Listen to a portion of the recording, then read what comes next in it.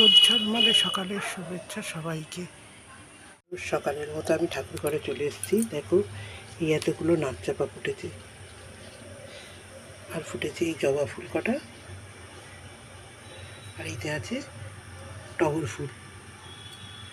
দু রকমের টগর ফুল আছে, একটা দেশি টগর আছে আর একটা আছে এই যে সেন্টেড। এগুলো খুব সুন্দর সেন্ট, এগুলো টগর ফুল।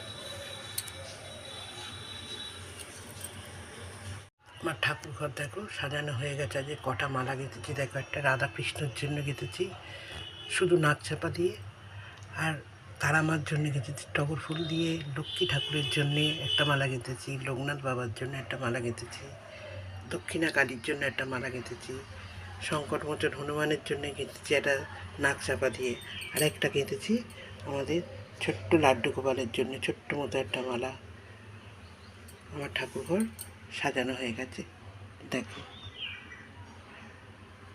শুভ সকাল।